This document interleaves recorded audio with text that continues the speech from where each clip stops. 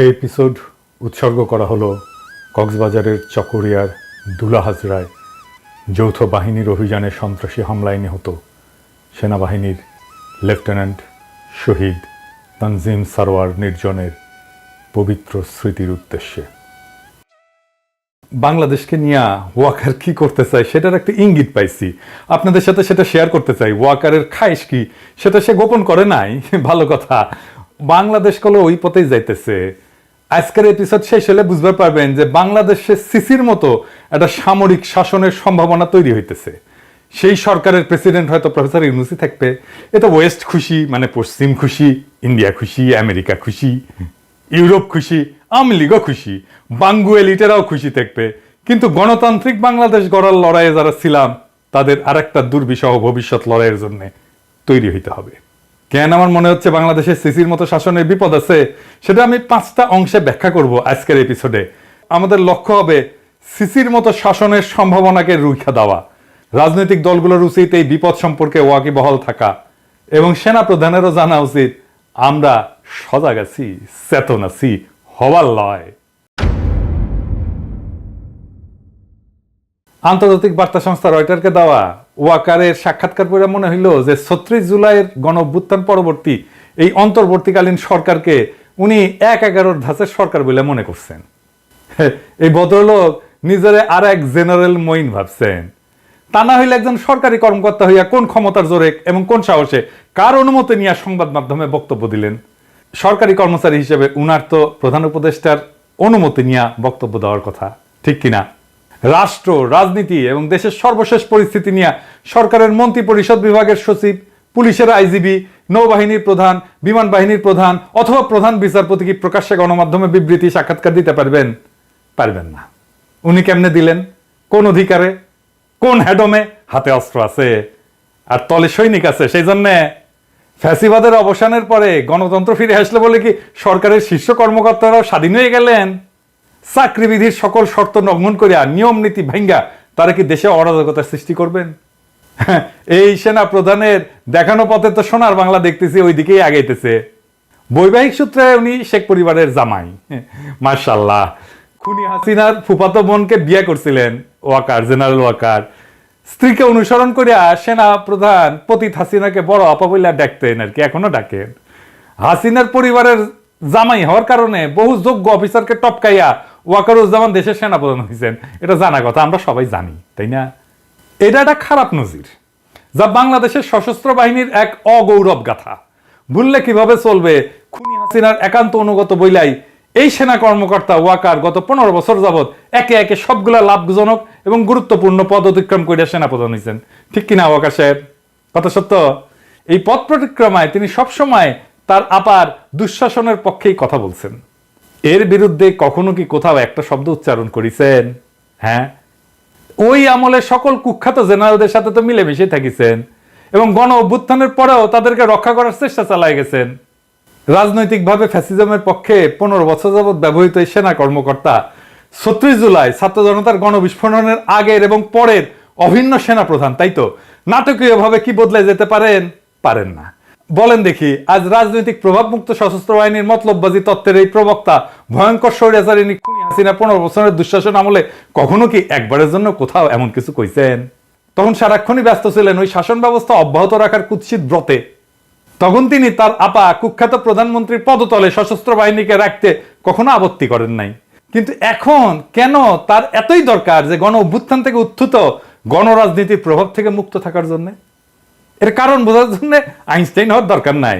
ফ্যাসিজমের সকল সুযোগ সুবিধায় হুষ্টপুষ্ট হওয়া এমন সকল ব্যক্তি পতিত দুঃশাসনের অভিন্ন অংশ ছিলেন। এটা আমরা ভুলে যাই নাই। জীবদ্দশায় তারা কখনোই বদলাবে না এবং বাংলাদেশে বসে সারাক্ষণই তাদের প্রভু ইন্ডিয়ার স্বার্থ রক্ষার মরণপট চেষ্টা চালায় যাবে। অব্যাহতভাবেই এসব চেষ্টা তারা চালাইতেছেন এবং এই অপচেষ্টা আরো শক্তিশালী করার জন্য বাংলাদেশ রাষ্ট্রের অর্থও এরা ব্যবহার করতেছেন। এই অফিসাররা দেশে বিদেশে নতুন এজেন্ট নিয়োগ করছেন এবং তাদের পক্ষে বয়ান বা কাহিনী তৈরি করার চেষ্টা চালাইতেছেন। হ্যাঁ, আমার পিছনে লেগে দিচ্ছেন অবশ্য অনেককেই, মাশাআল্লাহ। লাগান লাগান লাগান, দেখি কত লাগাইতে পারেন, কার কত বড় হেডম সেটা দেখা যাবে। লাগান না দেখি ওয়াকার সাহেব। দেশপ্রেমিক নাগরিকদের ভাবমূর্তি ক্ষুণ্ণ এবং ক্ষতিগ্রস্ত করার জন্য জোরে সোরে কাজও শুরু করছে। এই সমস্ত এর অশুভ ফলাফল স্বদেশবাসী অল্প কয়েকদিনের মধ্যে দেখতে পারবেন কলে। আমি কলে আগে থেকেই কয়ে রাখলাম, তবে আমার পিছনে লেগে কিছু করবে পারবে না। লাগুক না, আমি তো চাই লাগে, লাগ দেখি কত ক্ষমতা। এবার আসেন দ্বিতীয় ইস্যুতে। ওয়াকার সাহেব ঘোষণা করলেন আগামী 18 মাসের মধ্যে সাধারণ নির্বাচন অনুষ্ঠিত হওয়া উচিত। বাহ, ভালো কথা। বাংলাদেশ সেনাবাহিনীর মাঝারি মানের এই অফিসার এককভাবে নিজের মতামত দিচ্ছেন বলে দেশপ্রেমিক তরুণ অফিসার এবং সৈনিকেরা কিন্তু মনে করে না। তরুণ অফিসার এবং সৈনিকেরা ওনারা আদ্যপান্ত জানেন, তাই মনে করেন ইন্ডিয়ার কুখ্যাত গোয়েন্দা সংস্থা র অথবা খুনি হাসিনার মতো কেউ তাকে পেছন থেকে নাচাইতেছে। আর একটা হইতে পারে উনি সবকিছু নায়ক হিসেবে নিজেকে জাহির করার লোভ সামলাইতে ব্যর্থ হইতেছেন, নাকি লোকটা নিজেকে জাতির সামনে একজন বিশ্বস্ত এবং গুরুত্বপূর্ণ ব্যক্তি হিসেবে আত্মপ্রকাশের চেষ্টা করতেছেন। ওই সাক্ষাৎকারটা যদি আপনারা পর্যালোচনা করেন নিবিড়ভাবে, তাহলে জরুরি কয়েকটা উপাদান কিন্তু পাওয়া যাবে। কি কি? 1 নাম্বার, সশস্ত্র বাহিনীর কর্তৃত্ব প্রেসিডেন্টের হাতে রাখার দাবি তুলে বলছেন তারা রাজনীতি থেকে দূরত্ব বজায় রাখতে চায়। এইটা সীমা লঙ্ঘনকারী, অনভিপ্রেত এবং বেআইনি এরকম প্রস্তাবের চাইতে রাজনীতি করার বড় দৃষ্টান্ত আর কি হইতে পারে? কারণ তিনি সহ একজনও সেনাপ্রধান বা চাকরিতে নিয়োজিত জেনারেল জঘন্য স্বৈরাচারিণী শেখ হাসিনার শাসনামলে অনির্বাচিত অবৈধ প্রধানমন্ত্রীর কর্তৃত্বের বাইরে যাইতে চাননি। চাইছেন কি ওয়াকার সাহেব? চান নাই। এখন কেন যাইতে চাইতেছেন প্রধান উপদেষ্টার বাইরে? তখন কি তাদেরকেও প্রতিরক্ষা বাহিনীকে রাষ্ট্রপতির কর্তৃত্বে রাখার কথা বলছিলেন? আজ এটা বলার রাজনীতি বিরোধী এবং গণস্বার্থ বিরোধী রাজনীতি। আপনি রাজনীতি করতেছেন ওয়াকার সাহেব। 2 নাম্বার, অন্তর্বর্তীকালীন সরকার যখন বলছে আগে সংস্কার পরে নির্বাচন, সেখানে সেনাপ্রধান এককভাবে 18 মাসের মধ্যে জাতীয় নির্বাচন অনুষ্ঠানে ঘোষণা করে দিলেন কিভাবে? এটা কি রাজনীতি করা না? তাতে কি সরকারি চাকরিবিধির গুরুতর লঙ্ঘন ঘটেনি? 3 নাম্বার, ওয়াকার সাহেব যখন বলে যে গণতন্ত্রের উত্তরণ ঘটা উচিত, তার মানে কি তিনি পরোক্ষভাবে বলতেছেন খুনি হাসিনার উৎখাতের দিন অর্থাৎ 5ই আগস্টের আগে বাংলাদেশে গণতন্ত্র ছিল? মানে ওয়াকার সাহেব নিজের অজান্তেই ফ্যাসিজমের পক্ষে কথা কইতেছেন। 4 নাম্বার, কিছু সামরিক কর্মকর্তা সাবেক প্রধানমন্ত্রী বা স্বরাষ্ট্রমন্ত্রী সরাসরি নিয়ন্ত্রিত সংস্থাগুলোতে কাজ করার সময় নিয়মের বাইরে গিয়া কিছু করতে পারেন বইলা এই সাক্ষাৎকারে সন্দেহ প্রকাশ করছেন জেনারেল ওয়াকার। ওয়াকার সাহেব মস্করা করেন আমাদের সাথে, হ্যাঁ, যেখানে সারা দেশের মানুষ নিশ্চিতভাবে জানে এই সকল সংস্থার দায়িত্ব পালনকারী শীর্ষ ব্যক্তি সহ অনেক অফিসারই নিয়মিতভাবে গুম, খুন, দস্যুবৃত্তির মতো ভয়াবহ বেআইনি কাজে জড়িত ছিলেন। 5 নাম্বার, প্রধান উপদেষ্টা জাতিসংঘের সাধারণ পরিষদের অধিবেশনে যোগদানের উদ্দেশ্যে রওনা হওয়ার সময়ের সাথে সাথে মিলায় প্রকাশিত হইল সেনা প্রধানের এই সাক্ষাৎকার।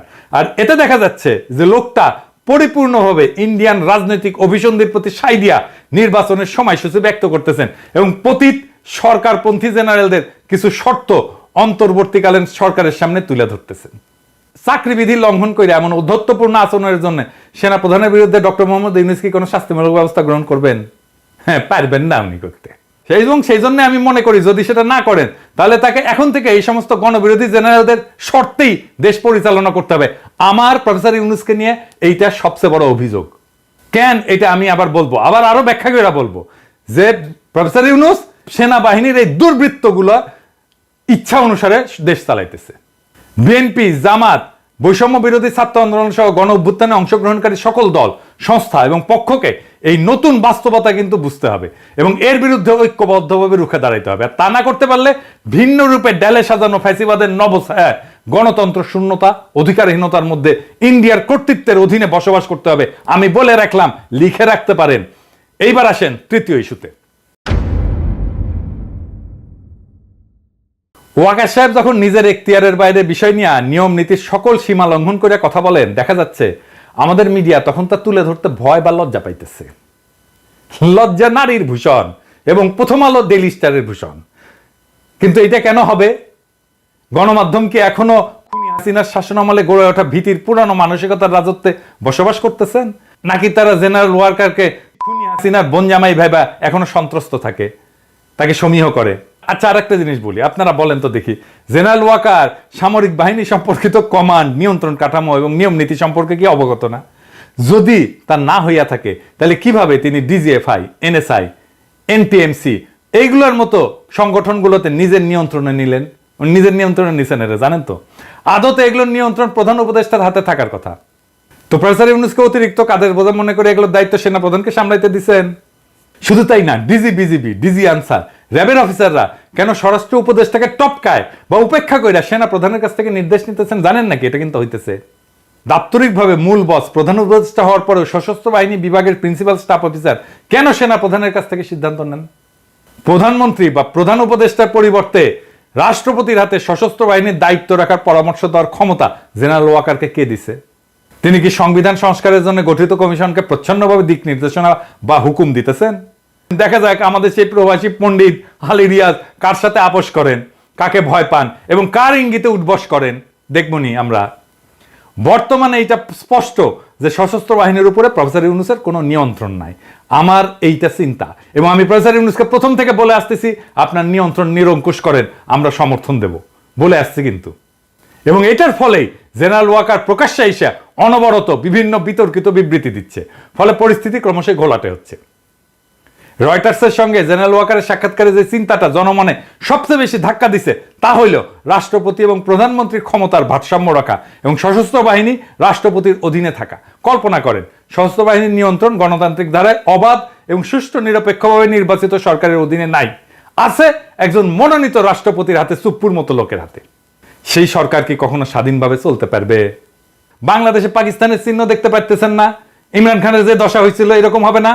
পাকিস্তানের মতো জেনারেল সাহেবদের গুতায় জনগণের ভোটে নির্বাচিত রাজনীতিবিদদের শাসন কি কখনো কার্যকর হবে? হবে না। ঠিক ওইটাই চাইতেছে ওয়াকার। আমাদের মতে এটা ভীষণ বিপজ্জনক একটা প্রস্তাব। আপনি মহা অন্যায় করছেন ওয়াকার সাহেব এই প্রস্তাব দিয়া। আপনি ভাইবেন না আপনার চালাকি আমরা ধরতে পারবো না। আপনার ডালে ডালে চলেন, আমরা পাতায় পাতায় চলি। ওয়াকার সাহেব পলিটিক্স করে আসা লোক, বহুত দিনের, 18 বছর বয়স থেকে পলিটিক্স করি, আর আপনি 18 বছর বয়স থেকে লেফট রাইট করেন। আঙ্গেরের সাথে চালাকি করবেন না, চালাকি ধরে ফেলবো। চালাকি ধরে ফেলা আমি ছাড়াও মেলা লোক আছে। হ্যাঁ, পরে আবার চিন্তা করেন না যে পিনাকিটা সরাই দিলে আবার ভালো হয়ে যাবে। জি না, আমি ছাড়া মেলা লোক আছে, ওটা ধরে ফেলবে। তো আমার মনে হয় যে ভবিষ্যতের এই সমস্ত বিকল্প পথ মাথায় রেখায় শাসক জেনারেল সাহেবেরা 5 আগস্ট হাসিনার নিরাপদ পলায়ন নিশ্চিত করছিলেন। তারা এটা করতে গিয়া বাংলাদেশ রাষ্ট্রের নিরাপত্তার প্রশ্নে যে সমস্ত আপোষ এবং স্বার্থহানিকর অঘটন ঘটাইছেন তা নিয়ে তরুণ অফিসার এবং সৈনিকদের সামনে কিছু প্রশ্ন উত্থাপন করা জরুরি। কি কি সেই প্রশ্ন? 1 নাম্বার, একটা দেশবাসীর উদ্দেশ্যে একটা পরিকল্পিত নাটক প্রচার করা হয়। দেশবাসীর উদ্দেশ্যে বলা হয়েছিল যে বিক্ষুব্ধ জনতা গণভবনের দিকে আগায় আসতেছিল বলে মাত্র 45 মিনিট সময় বেঁধে দেওয়া হয় হাসিনাকে। এই সময়ের মধ্যে পদত্যাগ করে হাসিনা সামরিক হেলিকপ্টার করে দেশ ছাড়ে। কিন্তু নাটকটি সময়ের ফ্রেমে বিশ্বাসযোগ্যতা হারায়। এটা নিছক 45 মিনিটের নাটক ছিল না, হুট করে কিছু হয়নি। জবনিকা পাতের বেশ কয়েক ঘন্টা আগে থেকে এই নাটক সাজানো হয়েছিল, যার প্রত্যেকটা মিনিটের হিসাব এবং বিবরণ এবং ঘটনার বিস্তারিত অবশ্যই আছে। কখন হয়েছিল এই নিরাপদ পলায়ন নাটকের প্লট রচনা? কে বা কারা এটা তৈরি করছিল? এর সাথে কি ইন্ডিয়া জড়িত? প্রতিবেশীদের সঙ্গে আতাত করে সফল সমন্বয় ঘটায় কি খুনি হাসিনাকে দিল্লিতে পাঠানো হইল? 2 নাম্বার, 5 আগস্ট হাসিনা পদত্যাগ করলে তার সরকার কার্যত বিলীন হইয়া যায়। তখন রাষ্ট্রপতি ছাড়া এমন কোন কার্যকর রাজনৈতিক শাসন বা কর্তৃত্ব ছিলেন না যিনি এই পলায়ন অনুমোদন করবেন। তিনি কি হাসিনার সেফ ইভাকুয়েশন নিশ্চিত করছেন? পদত্যাগের পর সামরিক বিমানে চইরা দেশ ত্যাগ কি হাসিনার জন্য বৈধ ছিল? গণভবনের পেছনে এসা হেলিকপ্টার চইরা কুর্মিটোলা বিমান ঘাটিতে, সেইখান থেকে C-130 বিমানে চড়াই সীমান্ত পাড়ি দিয়া ফ্যাসিস্ট হাসিনাকে দিল্লি নিয়ে যেতে কে নির্দেশ দিয়েছিলেন?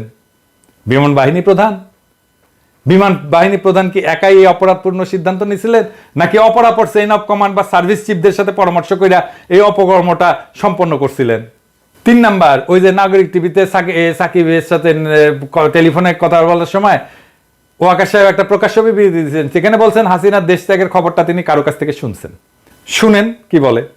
প্রথম কথা হচ্ছে যে আমি তো পলিটিক্যাল পার্টিগুলোর সাথে ডিসকাশন করছিলাম, তখন আমাকে সামবডি সে যে উনি তো চলে যাচ্ছে, উনি is on the runway, he has taken of.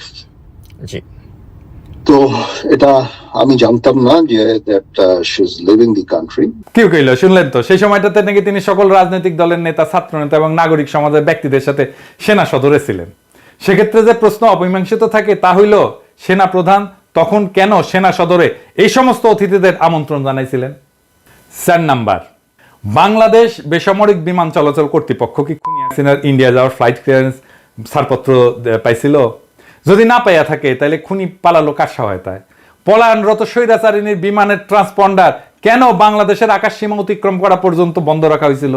এতে কি ওই বিমানে থাকা সকল যাত্রীর জীবন বিপন্ন হওয়ার হুমকির মধ্যে ছিল না? 5 নাম্বার, ফ্লাইটে হাসিনার সঙ্গে আর কে কে ছিল? ওই আরোহী তালিকা কোথায়? ক্রু কারা ছিল? এসএসএফ এর পিজিআর এর কোন সদস্যরা খুনির সঙ্গে উঠছিল? ওই বিমানে থাকা সব যাত্রী কি বৈধ ভিসা ছিল? 6 নাম্বার, পালানোর নিরাপদ পথ তৈরি করে দিতে ইন্ডিয়ার সঙ্গে যোগাযোগটা কে করে দিছিল? এই আলোচনার মধ্যস্থতা কে করছিল? খুনি হাসিনার নিরাপদ পালানোর বিষয়ে রাজনৈতিক দলের নেতা, ছাত্র নেতা এবং নাগরিক সমাজের কর্তা ব্যক্তিদের মধ্যে কারা সম্মতি দিছিল?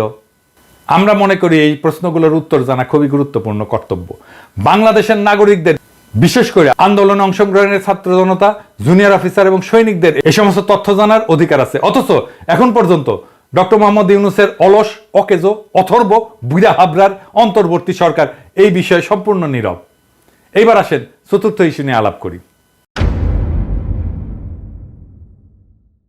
সেনাবাহিনী কি মাতৃভূমি রক্ষা করতে প্রস্তুত?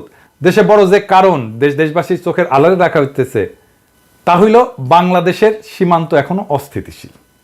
সীমান্তের ঠিক ওপারে আরাকান আর্মি এবং মিয়ানমার সরকারি বাহিনীর মধ্যে লড়াই চলমান। রোহিঙ্গারা এখনো নিজের ভূখণ্ডে নির্যাতিত। আজও তাদের দেশ থেকে বাধ্য করা হচ্ছে। আরো শরণার্থী আমাদের দেশের দিকে ঠেলে দেওয়ার অপচেষ্টা অব্যাহত আছে। এই সুযোগে কুকি চীনরা বেশ সক্রিয় হয়েছে। ইন্ডিয়ার মণিপুর, মিজোরাম এবং বার্মার চীন রাজ্যের স্বগোত্রীয়রা আতাতে আমাদের পার্বত্য চট্টগ্রামের বিশাল একটি অংশ নিজেদের বলে দাবি করতেছে। আপনারা সবাই জানেন পিসিজেএসএস এবং ইউপিডিএফ পার্বত্য চট্টগ্রামে নিজেদের নিয়ন্ত্রণ নেওয়ার চেষ্টা করতেছে। সার্বভৌমত্ব রক্ষার প্রশ্নে এমন হুমকি মোকাবেলায় আমাদের সশস্ত্র বাহিনীর পরিকল্পনা এবং প্রস্তুতি কতটুকু তা দেশবাসীর জানা প্রয়োজন। পাশাপাশি ইন্ডিয়া অবিরতভাবে তার বল প্রদর্শন করতেছে। অমিত শাহ এবং রাজনাথ সিং এর নিয়মিত হুমকি স্রেফ ফাঁকা আওয়াজ বইলা উড়িয়ে দেওয়াটা ঠিক না। ডক্টর ইউনূস সরকারের উপর ভারত মোটেও খুশি না, এটা কিন্তু মাথায় রাখেন। বাংলাদেশ আক্রমণ করে ইন্ডিয়া যে তাদের পুতুল হাসিনাকে আবারও ক্ষমতা বসানোর চেষ্টা করবে না এর নিশ্চয়তা আছে কি? কিংবা এমন আশঙ্কা কি কোনো সমরবিদ অস্বীকার করতে পারবেন? পারবেন না। অবশ্য আক্রমণ বা আগ্রাসন বলি তা করতে ইন্ডিয়া বেশ কয়েকটা অজুহাত ধীরে ধীরে উচ্চারণ করে পটভূমি কিন্তু তৈরি করতেছে। যেমন সংখ্যালঘু নির্যাতন, নিপীড়ন, ইসলামী মৌলবাদের উত্থান, ইন্ডিয়া অবৈধ বাংলাদেশের অনুপ্রবেশ ইত্যাদি। এমন হুমকি মোকাবেলায় কি আমাদের সশস্ত্র বাহিনী প্রস্তুত আছে? দেশবাসীর সামনে বুকে হাত রেখে আমরা প্রস্তুত এমন অভয়বাণী দেওয়ার সততা, সাহস কি তিন বাহিনীর প্রধানদের আছে?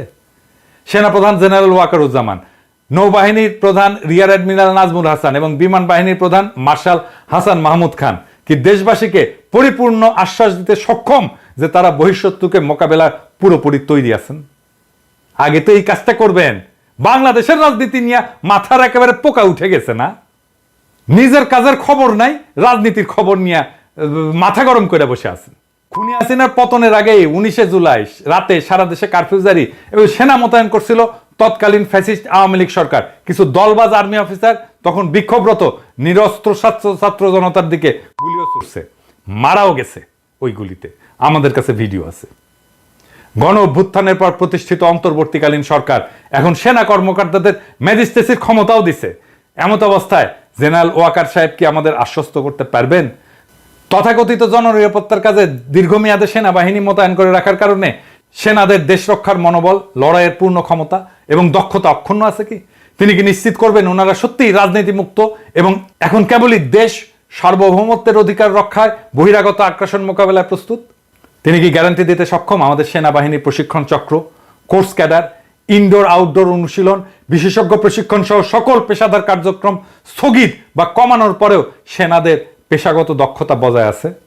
শত্রুর বিরুদ্ধে লড়াই করার জন্য বাংলাদেশ কি উপযুক্ত দক্ষতা, প্রশিক্ষিত জনশক্তি, অস্ত্র এবং গোলাবারুদ আছে? সশস্ত্র বাহিনীকে দেশের আভ্যন্তরীণ নিরাপত্তার দায়িত্ব থেকে দ্রুত সরায় যুদ্ধের পর্যায়ে প্রস্তুত করতে কতদিন সময় লাগে তা কি তারা জানেন? তবে আমি দৃঢ়ভাবে বিশ্বাস করি সেনাপ্রধান জেনারেল ওয়াকারুজ্জামান জানেন দীর্ঘদিন ব্যবহার না করলে ধারালো অস্ত্রটাও মরিচায় ক্ষয় ধরে যায়।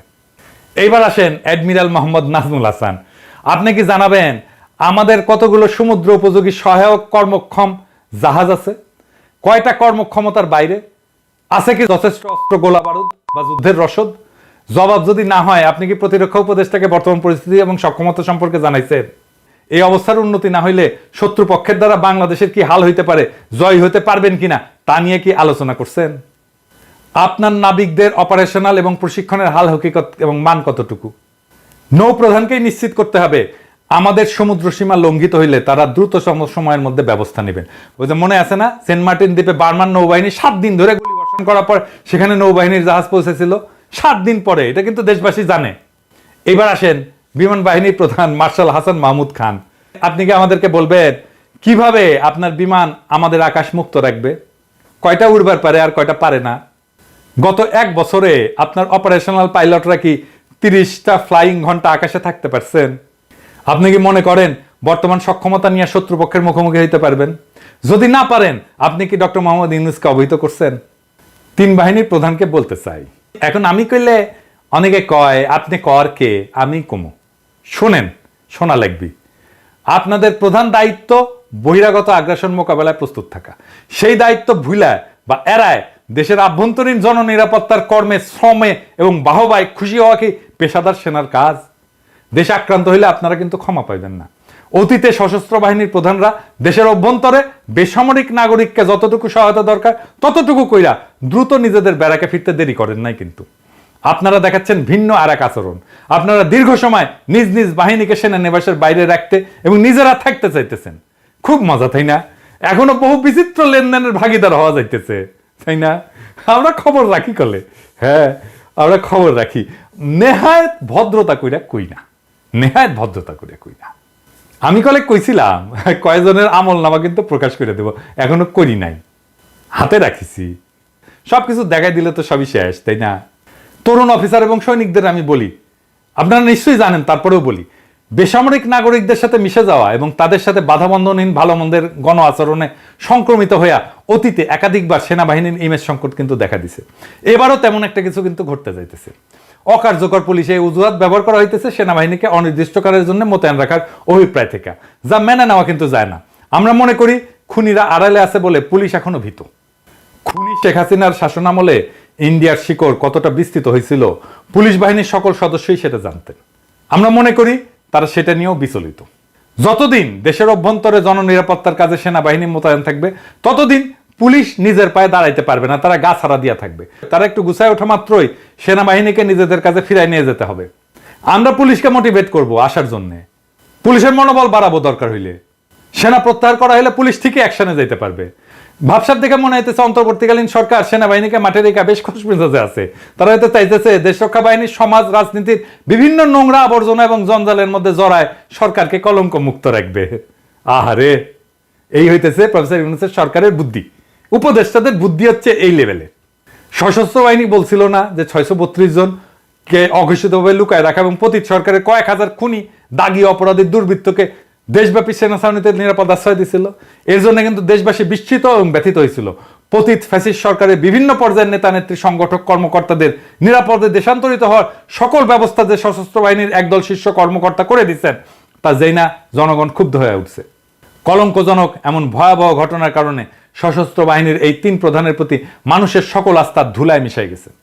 ফ্যাসিস্ট সরকারের পতনের পর 3 বাহিনী প্রধানের প্রত্যেকটা পদক্ষেপ থেকে বোঝা যায় সশস্ত্র বাহিনীর বর্তমান নেতৃত্ব দেশপ্রেমিক ভূমিকা রাখতে অক্ষম। দলবাজ, অযোগ্য, অদক্ষ, দুর্নীতিপরায়ণ কর্মকর্তাদের অবসাদিত কইরা প্রথমেই তাদের উচিত ছিল আগাছা নির্মূল করা। বিড়াল মারতে হয় প্রথম রাতে, তারপর স্বচ্ছ একটা ব্যবস্থা প্রবর্তন করে দ্রুত সকল শূন্য পদ এবং র্যাঙ্ক পূরণ করা। আমি মনে করি এই ক্ষেত্রে অবসরপ্রাপ্ত সেনা কর্মকর্তা এবং যাদেরকে চাকরি থেকে বাধ্যতামূলক অবসর দিচ্ছেন তাদেরকে পুনর্নিয়োগ এবং চুক্তিভিত্তিক নিয়োগ করা যাইতে পারে। কিন্তু দুঃখজনকভাবে 3 বাহিনীতে দেখা যাচ্ছে ফ্যাসিস্ট শাসনের অনুগামী অফিসারদেরকে এখনো স্বপদে বহাল রাখা হয়েছে এবং অনেককে পদোন্নতিও দেওয়া হচ্ছে। অতি দ্রুত এই সমস্ত বন্ধ কইরা এর বিপরীত ধাতা প্রবাহিত যদি না হয় তাহলে যা চলতেছে তার রুখে দাঁড়াইতে হবে তরুণ অফিসার এবং সৈনিকদেরকে।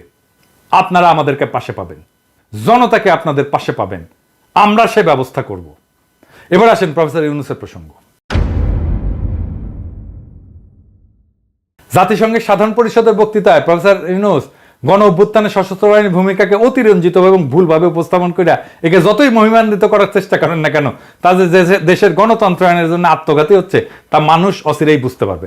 প্রফেসর ইউনূসের এটা একটা দোষ, বড় দোষ। এই যে ছাত্রদেরকে মাথায় তুললো, এখন সেনাবাহিনীকে মাথায় তুলছে, যার হাতে শক্তি তারই মাথায় তোলে, বুঝছেন? এটা সমস্যা না? আরে নেতা সে, তারে মাথায় তুলছে মানুষ, সে আর একজনকে মাথায় তুলতেছে যা দেখে কার হাতে শক্তি আছে। ও ওর হাতে শক্তি, ছাত্রদের হাতে, ছাত্রের মাথায় তোলো। ও সেনাবাহিনীর হাতে অস্ত্র আছে, সেনাবাহিনীর মাথায় তোলো। এরপরে দেখবে র্যাবের হাতে আসছে, র্যাবের মাথায় তোলো। এই করতে থাকবে। 12 বছর দীর্ঘ গণ আন্দোলন, সংগঠন, ব্যাপক আত্মত্যাগ এবং ভয়াবহ দমন পীড়নের মধ্যেও আন্দোলনকে অব্যাহত রাখা এবং পরিচালনাকারী রাজনৈতিক শক্তির ভূমিকাকে খাটো করার মানসিকতা, এটা আমি বলবো এটা হীন মতলববাজি প্রসূত। খুনি হাসিনার অনুগ্রহ উপভোগকারী প্রতিবেশী রাষ্ট্রের প্রতি অনুগত রাজনৈতিকভাবে অসৎ গুটি কয়েক শীর্ষ সামরিক কর্মকর্তা অর্থাৎ অশুভ এই শক্তির প্রতি আনুগত্য প্রদর্শন ছাড়া এমন বক্তব্যের ভিতরে অন্য কোনো সারবত্তা নাই। প্রফেসর ইউনূস সশস্ত্র বাহিনীর ক্ষমতা তার পিছনে সংগঠিত কইরা দেশের চলমান অরাজনৈতিক শাসন ব্যবস্থা যে দীর্ঘায়িত করতে চাইতেছেন সেই ইঙ্গিত মিথ্যা দিয়া সত্য গোপন করার এই বক্তব্যের মধ্যে লুকায় আছে। ডক্টর মোহাম্মদ ইউনূসকে বুঝতে হবে আমরা কেন ইন্ডিয়ার আগ্রাসনের হুমকির কথা তুলছি। প্রতিবেশীদের প্রতি নতজানু বাংলাদেশের সশস্ত্র বাহিনীর বর্তমান নেতৃত্ব আত্মসমর্পণের পথ বাইছে নেবে। এরা পরিশ্রমকে ভয় পায়, এরা শত্রুকে মোকাবেলা করতে চায় না, মালগুলা নানা সুযোগ সুবিধার দুর্নীতিতে আকণ্ঠ ডুবে গেছে। এই জন্য এরা দেশকে পুনরায় প্রতিবেশীদের কোমল বা প্রচ্ছন্ন নিয়ন্ত্রণের আওতাধীন করে ফেলবে এবং ইসলাম বিদ্বেষী পশ্চিমা সেকুলারিজমের তত্ত্বের ছায় পুনর্বাসিত হবে নব্য আওয়ামী লীগ। বিনিময়ে আপনাকে হয়তো ঘুষ হিসেবে দেওয়া হবে প্রফেসর ইউনূস দেশ শাসন এবং কর্তৃত্বের দীর্ঘস্থায়ী স্বাদ। প্রধান উপদেষ্টা যদি না জানেন এটা তার ব্যর্থতা। সশস্ত্র বাহিনীতে ফ্যাসিস্ট আওয়ামী লীগের স্বার্থ সংশ্লিষ্ট কর্মকর্তারা শপথে অটুট, অক্ষত এবং অক্ষুণ্ণ অবস্থায় আছে। এক একটা দিন যাচ্ছে আর জেনারেল ওয়াকার নিজের কর্তৃত্ব সুসংহত করতেছেন।